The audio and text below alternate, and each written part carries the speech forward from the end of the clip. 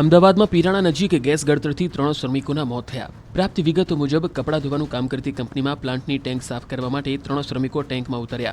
આ દરમિયાન gas leakage થતાં 3 શ્રમિકોના મોત થયા। દાણીલીમડા પોલીસે ફરિયાદ નોંધીને કોની બેદરકારી છે તે અંગે ઊંડાણપૂર્વકની તપાસ શરૂ કરી છે।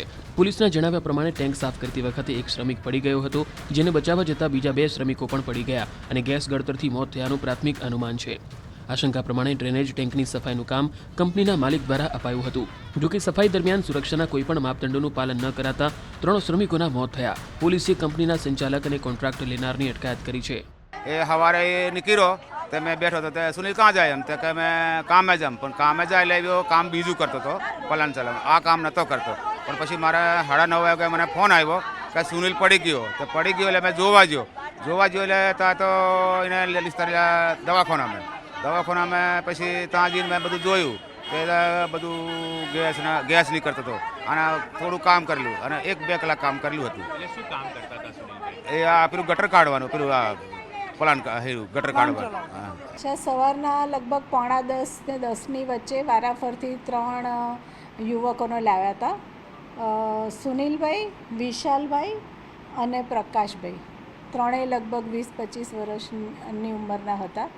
ત્રણેયની હિસ્ટ્રી એવી હતી કે લોકો કંઈક ગટર સાફ કરવા કે ટાંકીમાં એવી રીતે પડ્યા હતા અને પછી પહેલાં એક જણ સુનિલ છે ગયો, પછી એને કંઈક તકલીફ લાગી એટલે બીજો ગયો અને પછી ત્રીજો ભાઈ ગયો અને 3 જણા બહાર ના આવતા એ લોકોએ એમને બહાર કાઢવાનો પ્રયત્ન કર્યો અને અહીંયા આવ્યા ત્યારે 3 જણા બ્રોડ ડેડ હતા। કંપનીમાં કપડાનું વોશિંગનું કામ થાય છે, જે અનુસંધાને આ કંપનીના જે સંચાલક છે નૌશાદ સલીમભાઈ શેખ, તેઓએ તેની જે સીવેજ ટેન્ક હતી જે ક્લિનિંગ થતું હોય તેને સાફ કરવાનો કોન્ટ્રાક્ટ આપેલો હતો આ ઓપરેટર જિગ્નેશ રમેશભાઈ પુરબિયાને। જે અનુસંધાને 18,000 રૂપિયા નક્કી થયા હતા। એ 18,000ના અનુસંધાને 5 માણસોને લાવીને જિગ્નેશભાઈએ તે ટેન્ક સાફ કરાવવાનું કામ ગઈકાલના રોજ શરૂ કરવામાં આવેલું હતું। ગઈકાલે સાંજે અડધું કામ પૂરું કરાયા બાદ અડધું કામ બાકી હતું, તે આજ સવારે 7:30 વાગ્યાથી શરૂ કરવાનું હતું। જે અનુસંધાને 5 કામ કરનાર વ્યક્તિ સવારે 7:30 વાગે 5માંથી 3 વ્યક્તિ ત્યાં આવેલ હતા અને જે ટેન્ક છે તેનું સાફ કરવાનું કામ શરૂ કર્યું હતું। જે અનુસંધાને એક વ્યક્તિ સાફ કરવા દરમિયાન નીચે પડતા તેને બચાવતા અન્ય 2 વ્યક્તિઓ પણ અંદર જતા 3 વ્યક્તિઓનું પ્રાથમિક કારણ જે ગેસ ગળતર ત્યાં થયું હશે જે ટેન્કની અંદર, તે અનુસંધાને તેઓનું મૃત્યુ થયું છે। અમદાવાદમાં પીરાણા નજીક ગેસ ગળતરથી 3 શ્રમિકોના મોત થયા। પ્રાપ્ત વિગતો મુજબ કપડાં ધોવાનું કામ કરતી કંપનીમાં પ્લાન્ટની ટેન્ક સાફ કરવા માટે 3 શ્રમિકો ટેન્કમાં ઉતર્યા। આ દરમિયાન ગેસ લીકેજ થતાં 3 શ્રમિકોના મોત થયા। દાણીલીમડા પોલીસે ફરિયાદ નોંધીને કોની બેદરકારી છે તે અંગે ઊંડાણપૂર્વકની તપાસ શરૂ કરી છે।